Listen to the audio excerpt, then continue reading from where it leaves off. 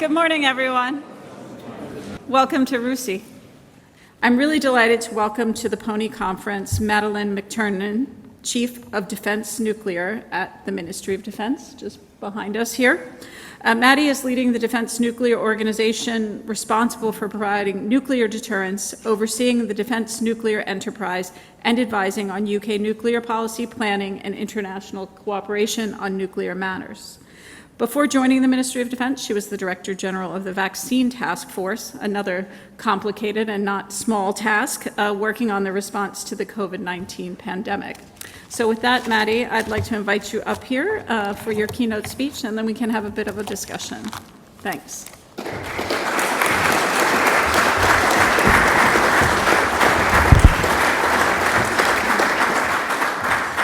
Thanks, Rachel. It's great to be here this morning. It's great to have the chance to be in this absolutely fantastic room, but also see some friends in the nuclear sector.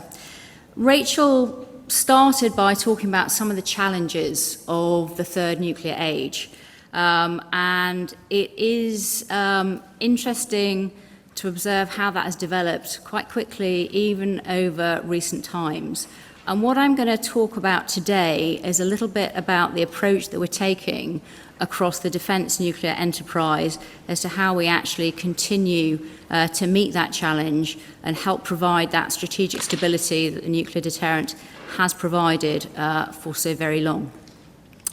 So as the Chief of Defence Nuclear, I'm responsible for overseeing the Defence Nuclear Enterprise, the D&E, at the Ministry of Defence, obviously working very closely, particularly with the Royal Navy.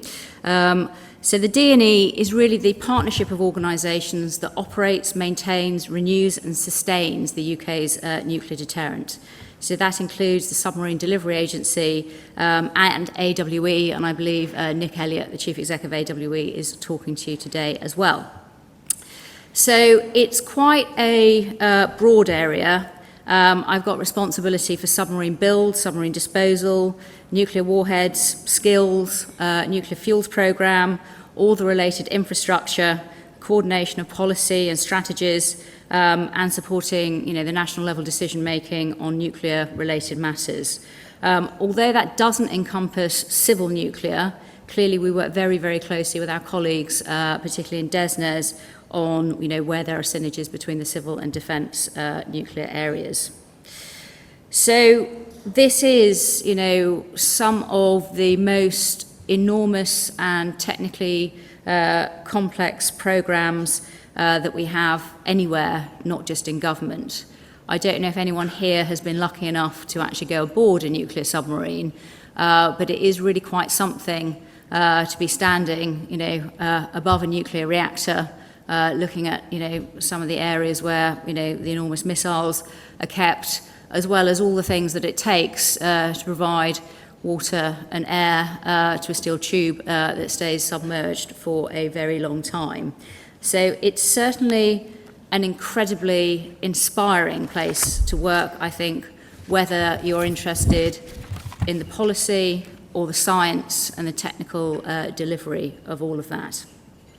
It's also clearly a very busy programme, as we have 3 submarine programmes at the moment. So obviously we are finishing the Astute class attack submarines, we're working on the Dreadnought class of new bomber submarines, and we're working on the SSNA submarines, which will be the submarines that are also built in Australia as part of AUKUS, which Pillar 1 of AUKUS also fits within my remit. So how do we actually deliver all this complexity? I think, as Rachel explained, my background is not a long-term defence person, but I joined the Ministry of Defence nearly 3 years ago. And one of the things that really stands out is the dedication and skill of many of our people across the enterprise. And I think there is something very special about working in this area because of the very clear mission that we have. Across the defence nuclear enterprise, we talk about our mission statement as delivering the capability, deterring the threat, and protecting the nation. And that really resonates. So, the people involved in this enterprise actually have, I think, something quite special in that, dedication to this really critical mission. So the success of this work is a critical national endeavour. You will have heard us talk about the national endeavour publicly, if you're following sort of what the politicians say, particularly, and it's something that is really critical to ensure that it is understood how people can contribute, but actually how across the nation, there is so much, really exciting work, particularly in the skills space, so many fantastic opportunities to get involved in different aspects of the enterprise. So the Ministry of Defence is very proud to sponsor the PONI initiative, and in being here today, I want to reaffirm our support for the development of new thinking, new voices and emerging expertise in the nuclear field. Where we started, as we look at the world around us, the evolving and deteriorating international security environment means that this work in nuclear is more important than ever. So no doubt you all will have carefully read the Strategic Defence Review that we published earlier this year, and its message on nuclear could not be clearer. To quote from the SDR, "A modernised nuclear deterrent will remain the cornerstone of the UK's defence and our commitment to NATO and global security." It's been, very important, I think, that we've had that continuity across the change of government in the last year or so, and that ironclad commitment to everything that we need to do in nuclear obviously continues. So the SDR sets a path for the next decade to transform defence. It's a landmark shift in our deterrence and defence, moving to warfighting readiness to deter threats and strengthen security in the Euro-Atlantic. And all 62 of the recommendations that were set out in the SDR have been accepted by the government. In Defence Nuclear, its recommendations represent both a clear call to action and a strong reinforcement of how we are currently focusing our efforts and the significant work that is already underway. It makes several recommendations to strengthen the UK's commitment to effective deterrence, and that clearly includes our partnership with NATO allies. Sustaining our commitment to arms control, disarmament and non-proliferation, and this is of course an area where the UK already plays a leading role. Secondly, the SDR positions defence nuclear as a national endeavour, acknowledging the critical role that we play not just in national security, but also growth and prosperity, and the requirement for a coordinated whole-of-government approach to ensure its sustainment and modernisation. This is a powerful endorsement of our mission and the approach we've been taking across the D&E to bring it closer together and strengthen it as an integrated team. It highlights the need for long-term direction to support the generational nature of our programmes. That includes aspects such as maintaining the nuclear budget ring fence, investing in infrastructure, improving productivity of our industrial partners, fostering parliamentary and public support through dedicated communication and engagement campaigns. The SDR builds on many things we are already doing. Importantly, it gives us an even clearer basis to drive further transformation and build resilience across our critical enablers and mobilise the range of actors we need inside and outside of government to succeed. So how are we responding to all of this? Well, government's commitment was to defence nuclear, and the independent nuclear deterrent was already well established prior to the SDR. It was underpinned by the Prime Minister's triple lock, which guarantees the building of the 4 Dreadnought nuclear submarines in Barrow that will maintain our nuclear deterrent, and the delivery of all future upgrades to ensure the safety and effectiveness of our submarines. All of us understand that nuclear risks are rising. Other states are increasing, modernising and diversifying their nuclear arsenals and investing in the development of new nuclear technologies and capabilities. In response, we are undergoing a major transformation, reprioritising the defence nuclear enterprise in a way not seen since the end of the Cold War. The decisions that we're taking and the investments that we are making are necessary and in response to the evolving global security environment and the actions of others. As the Secretary of State for Defence has said, we are in a new era of threat which demands a new era for UK defence. So the central role that nuclear has played in the response to the SDR should be a little surprise. And you will have seen at the time we announced the SDR there were additional announcements around how we are translating those recommendations and commitments into developing the enterprise. So we committed 15 billion investment into the UK's Sovereign Warhead Programme, which supports over 9,000 jobs, a commitment to continuous submarine production through investments at Barrow and Rainsway. Rainsway is the Rolls-Royce facility where we build the cores, which will allow us to produce a submarine every 18 months, so increasing that ability to ramp up the drumbeat of submarine production. This will allow us to grow our nuclear-powered attack fleet submarine of SSNs to up to 12, and we'll make a final decision on the number of that class through the Defence Investment Plan. And this will reinforce our nuclear deterrent as well as positioning us well to deliver the AUKUS programme with our partners in the US and Australia. So building on these commitments, we're focusing on the long-term investment that will enable us to recapitalise critical elements of our infrastructure, modernise our naval bases and manufacturing processes, and expand our submarine production capability. There were further announcements made in the spending review demonstrating the enthusiasm for all things nuclear this year. Investments to enable the transformation of the capacity, capability and productivity of our submarine industrial base, embarking on a multi-decade, multi-billion redevelopment of the naval base up at Clyde, and providing additional funding to Sheffield Forge Masters that make some of the specialist steel castings that we use in the nuclear enterprise to increase its capacity and deliver products not just for the UK but also now for Australia as they develop their nuclear submarine programme as well. So I think, the government's response to the SDR makes it very clear to industry, to Parliament, to the public, to our allies, and also to our adversaries that we will fund the capabilities, technology and industrial capacity that is vital to keep both the UK and its allies safe amid an era of renewed state conflict. Our resolve to do what is needed to protect our people and our way of life has never been stronger. So we're investing in defence nuclear to ensure that we've got the capabilities to meet future threats and ensure we are unlocking growth and creating opportunity right across the nation. So how are we delivering this? Our mission is clear, as I mentioned at the beginning, delivering the capabilities, deterring the threat, protecting the nation. And delivering that mission is complex and geographically widespread. It's of unprecedented scale, encompassing some of the most complex and technologically advanced programmes government has ever undertaken. And the combined effort of thousands of people right across the country is vital to our long-term security and prosperity. So as I've highlighted, we're investing right across the D&E, supporting industrial infrastructure, but also growing our graduate and apprentice nuclear skills programmes and enhancing support to in-service submarines. We're bringing together the core elements of the D&E to work more closely than ever before that helps improve our effectiveness and efficiency. And our footprint does span the whole country, supporting a supply chain of over 3,000 businesses and a highly skilled workforce of around 47,000 jobs. Some of you might already be involved in some of that vital work.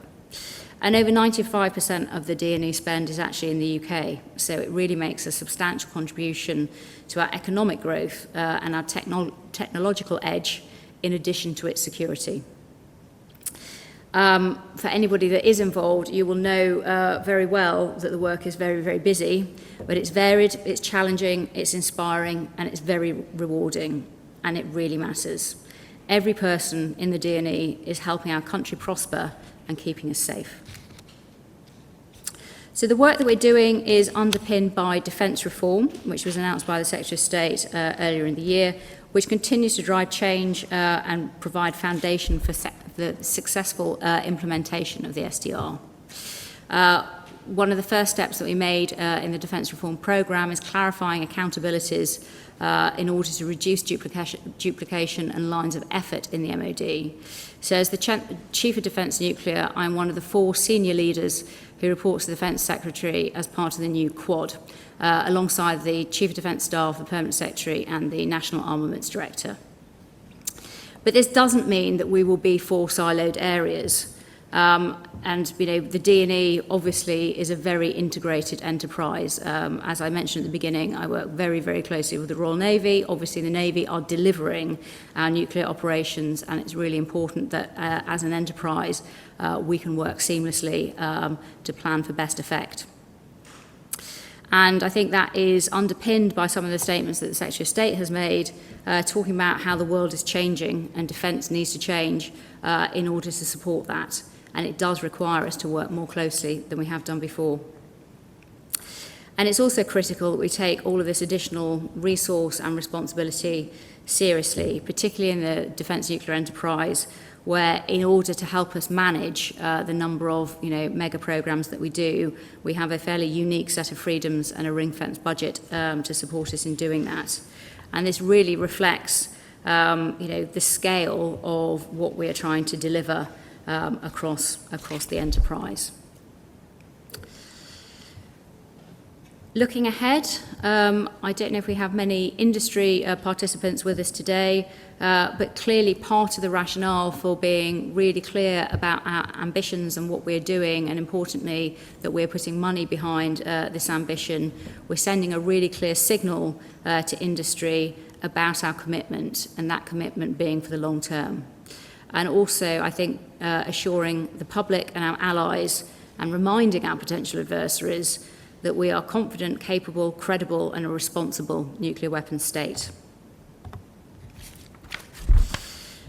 I think this reinforces the need as well for a better understanding of the issues and actions necessary to sustain the deterrent and the broader D&E, as well as its economic benefits, including in Parliament. To give a perspective, less than 30% of the current MPs were actually in Parliament at the time of the Trident successor vote back in 2016. We must continue to make and remake our case about what nuclear deterrence is about. I think in a period where the threat level was perhaps somewhat reduced, we lost the familiarity with talking about deterrence policy in Parliament and publicly. Certainly growing up in the 80s, I can remember some of the debate and some of the discussion around nuclear deterrence. I think until quite recently, we haven't seen so much of that, and it is really critically important that people understand the role of the nuclear deterrent and how that actually provides the strategic stability that we enjoy in the UK. So we need to develop our skills pipeline and sustain and grow our workforce as well in order to meet the expanded programme that we're delivering. So when I joined the MoD a few years ago, although I'd slightly sworn off task forces, having done several of them, including the vaccines task force, prior to joining the MoD, it was clear that we needed a different approach to think about skills. So I actually established a nuclear skills task force, which spent some time looking at some of the issues, coming up with a plan, which we're now executing, and that is a programme that we do across industry, in defence and civil nuclear, working closely with our partners in DESNZ as well. And that is really helping us to expand training and development opportunities across the nuclear sector. Aiming to create thousands of new apprenticeships and graduate roles over the next 10 years in order that we can ensure that we meet the skills requirement to deliver our programmes through time. Also, when we talk about national endeavour and ensuring that we've got the right support in order to allow us to deliver, we've done some quite interesting things working across government. So the Barrow Transformation Fund is something that we set up. Barrow is a fascinating town. It is where we have built our nuclear submarines ever since we have had them. It is a very small town, and about 30% of the adult population actually work for BAE in the submarine production. But also, I think it is the town with the highest proportion of economically inactive adults.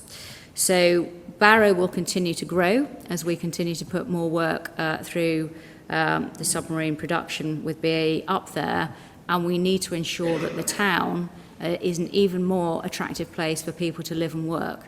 So actually taking this wraparound approach of saying, okay, what else does the town need? You know, housing, transport, health facilities.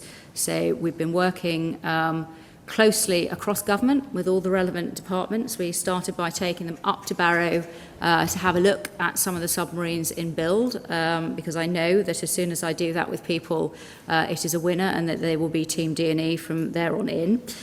So having wowed them with the submarines, we then, you know, had a look with the local council at some of those initiatives that we could possibly think about following up on with the town. So there's a £200 million transformation programme over 10 years just to help support Barrow in order that it can continue to support the workforce that we will need up there as BAE continues to grow. The success of that programme has led to the Defence Industrial Strategy, which was announced last week, also picking up some similar initiatives elsewhere. And I'm pleased that we're going to have a Team Plymouth approach as well, which is another critical site for nuclear. So we're hoping to replicate that approach elsewhere as well. And again, I think that reinforces some of the D&E approach, not just with defence, but with industry, with our allies, with academia, and also with the civil sector, where we can join up to have greater effect.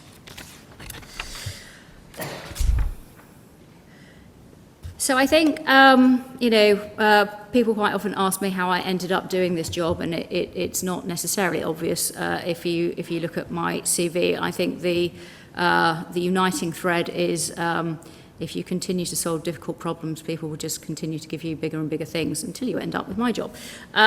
So it is, a truly fascinating area to work in, whether you're interested in how government gets things done, how we deliver programs, whether you're interested in nuclear deterrence policy, which is, fascinating, and the game theory that we get into on some of that is mind-blowing sometimes, and something that is really truly of national importance. It is absolutely critical that we continue to succeed in this space. So, since I joined the MoD, what my focus has been for the enterprise is to ensure that we are a collective of organisations that works in a very integrated way, but is very focused on outcomes and how we actually achieve our objectives. I've got a privilege working in this role across a number of boundaries, obviously across defence, but also across Whitehall. We spend a lot of time with the Cabinet Office, with Number 10, as well as other departments. And with our industry partners, with whom we can't deliver, we work very closely in partnership, and obviously across the globe with our allies, particularly in the US, France and Australia.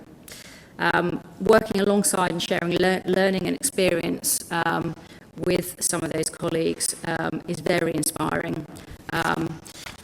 And it's, the thing that strikes me about nuclear that is different than many different areas is that it's something that I think people feel deeply personal about. It is not, in our relationships, particularly with our allies, these are not transactional relationships. There's such a deep sense of purpose that I think it really drives quite a different approach and a different way of working, and that is undoubtedly why our partnership with the US over many, many decades has endured with, the strength that it has.